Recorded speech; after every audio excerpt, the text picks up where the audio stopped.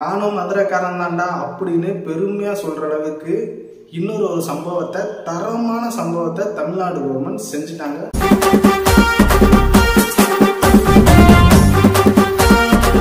எங்களுக்கு தேவை ஜல்லிக்கட்டு, நீ போடா புல்லுக்கட்டு அப்படின்னு 2017 சென்னை மெரினால நம்ம தமிழக மக்கள் செய்த போராட்டத்துக்கு இன்னொரு ஒரு போனஸ் கிடைக்கிற மாதிரி ஒரு விஷயம் இப்போ நம்ம மதுரை பக்கத்துல இருக்கிற அலங்காநல்லூர்ல நடந்துகிட்டு இருக்கு. தமிழக மக்களோட வீரத்தையும் பெருமையும் எடுத்து சொல்லக்கூடிய ஒரு கேம் அப்படின்னு பார்த்துக்கிட்டீங்கன்னா இந்த ஜல்லிக்கட்டு. இந்த ஜல்லிக்கட்டை நடத்துறதுக்கு நம்மள்கிட்ட ஒரு போதுமான இடம் கிடையாது.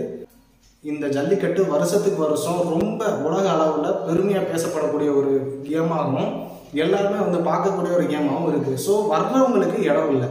இந்த ஒரு குறையை தீர்க்கறதுக்காக தமிழ்நாடு கவர்மெண்ட் இப்போ என்ன பண்ணியிருக்காங்க அப்படின்னு பார்த்துக்கிட்டீங்கன்னா அலங்காநல்லூர் அப்படின்ற ஒரு இடத்துல மிகப்பெரிய ஒரு ஸ்டேடியத்தை கட்டியிருக்காங்க. உலகத்துலேருந்து இருக்கிற எல்லா மூல முடுக்குல இருந்தும் பார்க்க வர்றாங்க. கிட்டத்தட்ட 66 ஏக்கர்ல 44 கோடி ரூபாய் செலவுல ஒரு பயங்கரமான உலகத்தரம் வாய்ந்த ஒரு மிகப்பெரிய ஒரு ஜல்லிக்கட்டு ஸ்டேடியத்தை தமிழ்நாடு கவர்மெண்ட் அலங்காநல்லூர்ல கட்டியிருக்காங்க. இவ்வளோ பெரிய ஒரு விஷயத்த பண்ணியிருந்தா கூட அங்கே இருக்கிற சில பேருக்கு இந்த ஸ்டேடியம் கட்டினது பிடிக்கல. ஏன்னா அங்கே ஜாதி ரிலேட்டடாகவும் மத ரிலேட்டடாகவும் பெரிய பிரச்சனை போயிட்டு இருக்கு இந்த ஜல்லிக்கட்டு நடத்துகிற விஷயத்துல. ஆனால் இப்போ கவர்மெண்ட்டே இந்த ஒரு விஷயத்த பண்றதுனால இனிமே அந்த மாதிரி ஒரு சம்பவங்கள் நடைபெறாது அப்படின்ற மாதிரி பேசுறாங்க. இது இன்னொரு பக்கம் இருந்தாலும் அந்த ஸ்டேடியத்தில் என்னென்ன ஃபெசிலிட்டிஸ் இருக்கு அப்படின்றத வாங்க பார்க்கலாம். கிட்டத்தட்ட 5000 பேர் உட்காந்து பார்க்கக்கூடிய ஒரு சீட், அதாவது சீட் இல்லை, அதாவது ஸ்டேடியம் மாதிரி அப்படியே கட்டியிருக்காங்க. கிட்டத்தட்ட 5000 பேர் அங்கே உட்காந்து பார்க்கலாம். அந்த கார்னர்ல இன்னும் 2 கார்னர்ல ஒரு மிகப்பெரிய எல்இடி ஸ்கிரீன் வருது. ஏன்னா உங்களோட வியூ வந்து ரொம்ப தூரமா இருக்குன்னா ரொம்ப சின்னதாக தெரியும், அது வந்து கிளியரா நம்ம பார்க்க முடியாது. அதுக்காக 2 பெரிய எல்இடி ஸ்கிரீன் கொடுத்துருக்காங்க. வரப்போற விஐபிஸ் உட்காந்து பார்க்கறதுக்கு அந்த ஸ்டேடியத்துக்குள்ளேயே ஒரு மிகப்பெரிய தியேட்டர், அதாவது உள்ள போனாலே தியேட்டர் செட்டப்ல தான் இருக்கும் அப்படின்ற ஒரு கான்செப்ட்ல தியேட்டர் மாதிரியே கிரியேட் பண்ணி உள்ள, அதாவது விஐபிகள் பார்க்கறதுக்கு தியேட்டர் செட்டப்ல ஒன்று வச்சிருக்காங்க.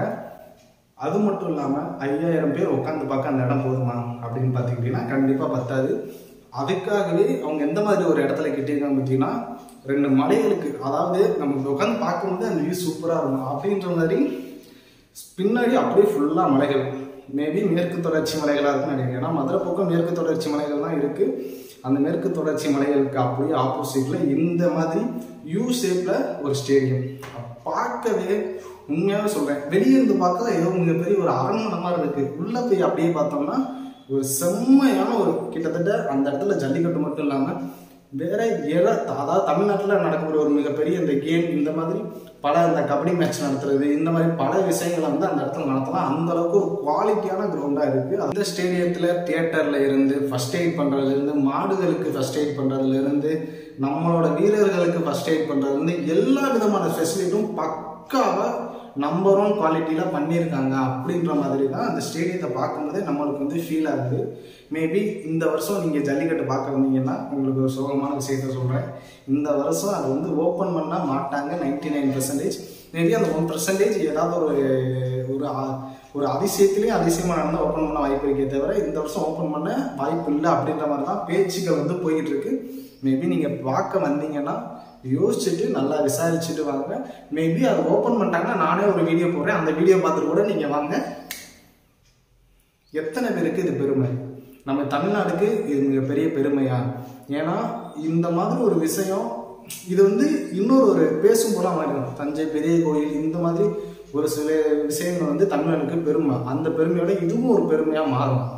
இது வந்து கெட்டினது தமிழர்களுக்கு எவ்வளவு பெருமை அப்படின்றத கீழே கமெண்ட் பண்ணிட்டு போங்க.